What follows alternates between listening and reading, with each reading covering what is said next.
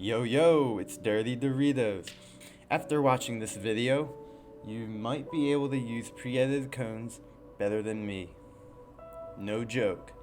First, I want to take you back to the early seasons on why I even build with pre-edited cones in the first place. What made me come up with the whole Doritos strategy and having me end up playing on it for 10 seasons. Let's take us back. So like maybe around season 4, season 5 Fortnite, I don't have any real footage of me using Doritos. I started clipping in season 6.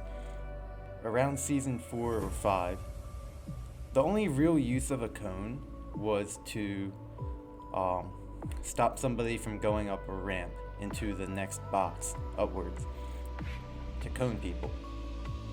And that was it. That was the only use for cones back then. Yeah, maybe you could double layer height, but I can still do that. But I wanted to try something new. I knew the editing part of Fortnite was going to be the meta one day, and I wanted to get on it. I also wanted to find ways to confuse your opponent and play different than everyone else.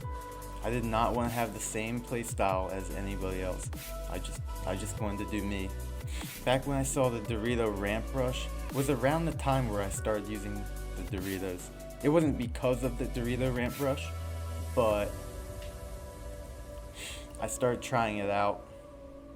I always knew Doritos had different properties in the cones.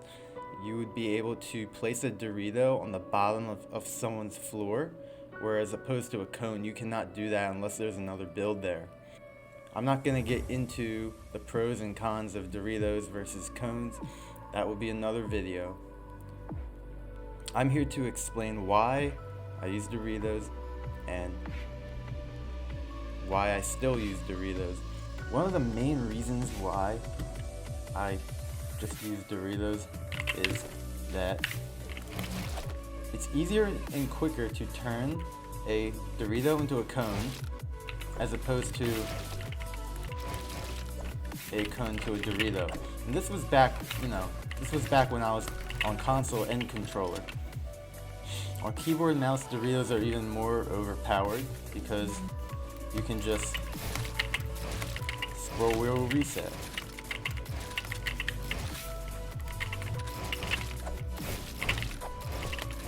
So that's one of the main reasons why I just pre-edit my cones, because it's easier to turn it back into a cone. I thought it would be best to learn new mechanics that no one else learned using Doritos and figuring out what you can do with them while still being able to turn them back into cones when you want them to. The reason why I love Fortnite is you can be creative in how you outplay opponents.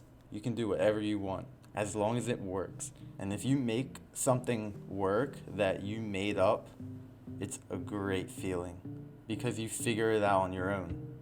That's how I started using Doritos. I don't have much footage of the early days, but that's why I started using Doritos back in season 4 or 5. I honestly don't remember. But I always pre-edit them before every game, and I still do that. Now let's get into it. How do I use Doritos? So, I don't know if you noticed this, but I always edit them the same way every time, and I rarely rotate them. I rotate my ramps more than my Doritos. When I pre-edit them, I pre-edit the top front right corner and the back left corner up. I always do it that way. You're more likely to get right hand peaks that way. So you're in the box, you have a right hand peak here when you place it down. The cool part about it is when you're on keyboard and mouse,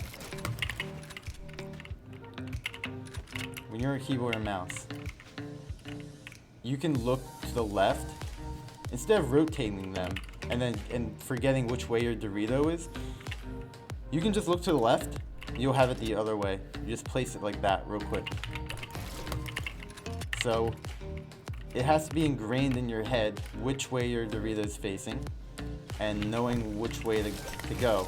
So if I have a ramp here, I know I could place a Dorito here if I'm facing that way, but I can't do it if I'm I mean, I can, but it won't fit. But if I'm facing the way the ramp is facing, I can place it like that. Doritos are actually really, really good in a box fight, tight space situation, rather than a build fight situation. Build fights are very tricky with Doritos. If you ever watch me build fight, I tend to use the other players' builds to create my own, and it's a lot of improvisation. You need to be really good at improvising to use Doritos for a build fight situation. And for a box fight situation, you need really good crosshair placement and movement. I'll tell you why for a box fight situation. So let's say somebody jumps in this box here. He like does a little exploit, or some shit, you know. He just goes like that shit. All right. So you're in. He jumps in. Your movement has to be good. If you could do this. If somebody's breaking in from the top, you need to know which way you're placing the Dorito. Because if you place it like this, if you look to the right and you place it, you'll be phasing right through it. Which may be good, may be bad. If you jump, you'll probably have him under the Dorito. But if somebody breaks in and you look to the left, they'll go right on top of it, and you edit out, make a play or something. You see me do that a lot.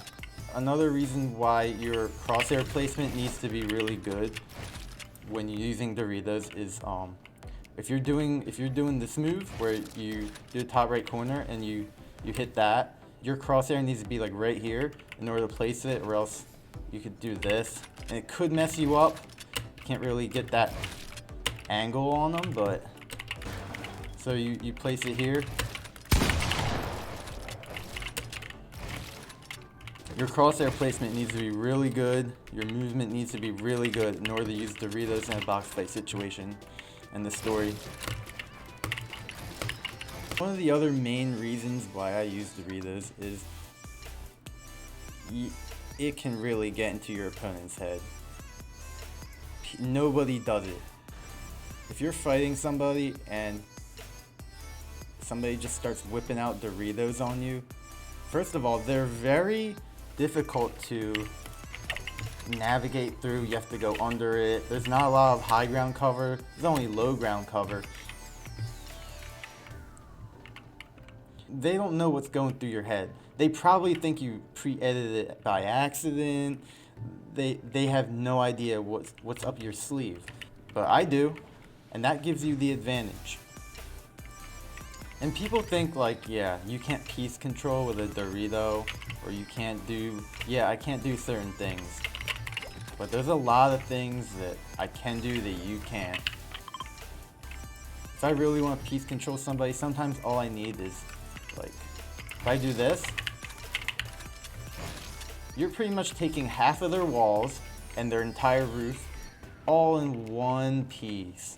They either need to be really quick with these edits, or edit the floor down or something, but it can throw people off a lot when I do that to them. People sometimes overthink what piece control is. You're being in control of the right builds at the right time. And let me tell you, sometimes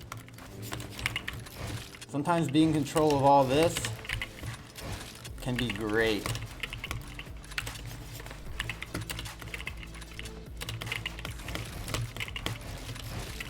I apologize for the sloppy building I just got on.